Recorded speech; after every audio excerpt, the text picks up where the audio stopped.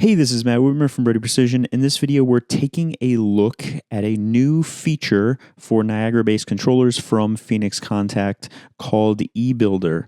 eBuilder's concept is basically to make your life easier when you're first doing your setup and commissioning of your Niagara-based controllers from Phoenix Contact.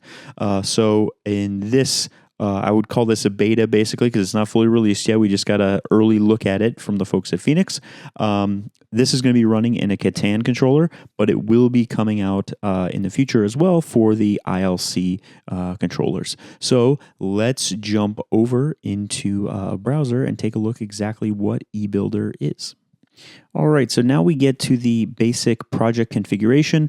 The way you start out with this is by adding in your floors and the rooms on those floors. So I'm going to add in my first floor. We'll leave this as is with just level 1. And then I'm going to drag out a floor plan here just so I can do some basic work on this. And then that floor plan's brought in, and we'll jump into the manage rooms on that floor plan. We'll add a room. We'll call this room 1, and we want to do some heating, ventilation, and cooling. We're not doing any lighting or shading or anything like that. So we'll set OK for this. And then it's going to ask me to locate the room on the floor plan. So I can do that by just saying that's this guy, and then hit save. Very simple, intuitive user interface to make all of that happen. Now I can double click in, configure the room, and this is where things can get pretty interesting. So here I can now define what my I/O is and even do a little bit of basic logic on that I/O. So what I will do is, let's say I know I have a DI that I want to bring in and a DO, and we'll say another analog output, and let's say an analog input as well. So you can see I just double clicked on all of those things, and then it brings them out into this logic editor portion of the page. If I select on any of them now I can pick where those I/O are coming from in the hardware. So I have this drop down here where I can pull up if it's on the local device, which is the Catan controller itself, or if it's coming from one of the expansion IOs. In this case, let's just say this is using DI5, and I can hit save. Now that's been assigned to that digital input. And I can also come in here and do some manual control of that DI if I wanted to, say, test the inputs or outputs or anything like that. I can do that here directly. So we'll go through these and select a bunch of different I/O. Say that this is on the expansion module. Say yes, and come over here and say this guy is 14, and we're set up with the I/O. Now, if I wanted to, I can do some basic logic here. Even things like if you're using kitControl's loop points for any basic PIDs and stuff, you could pull them out here, and you could pull out some. Let's actually not do an and. Let's do a not, just as an example, because behind the scenes, what this is doing is literally just normal kitControl logic that you would expect on a wire sheet, but in a little bit more of a friendly interface.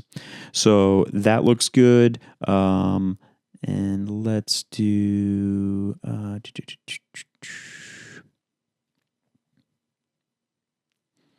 let's just keep it as is like this for now. So that is sort of just the basics of what you can set up and do from within eBuilder. Now, if I go back over into Niagara and I pull up the station and I expand my station, go to my config, you can see there's this folder here, eBuilder project. That's where all of my data and setup is going to live for what we just brought out onto that logic control. So you can see that level 1, that's that first floor that I made. And then room 1 is the room that we made. And then this is a beta version from Phoenix Contact. They're based in Germany, so you can see there's some German in here. They'll get that cleaned up with the fully released version. But this is that knot that I pulled out on the screen. And it's pulling in from our I.O. that we described in the configuration, and it's writing out to the I.O. that we described as well. And it lives exactly the way you would expect to in your drivers, in your Catan I.O. network. And then we have our devices, which have all of our points and everything already configured for us, with everything working as we expect. So if we go to the wire sheet, we can see that these guys that we set up and we're using in our demo, they have things wired up to their outputs, and the same goes over here in the wire sheet. These things are wired up as well to be used because we set them up in eBuilder. So hopefully that was helpful and informative for you. The idea behind eBuilder is to make your life easier and make it quicker for you to get off the ground and running when you're using a Catan or ILC controller. As I mentioned, right now in the beta, it's only available in the Catan controllers, but the ILC stuff will be coming soon. Anything we can do to make our lives easier when it comes to commissioning, getting initially set up, getting more people into the field and getting their hands on this stuff, even if it's not the full-blown thing like we're used to in Niagara. Very good thing. So I think they're on the right path with eBuilder.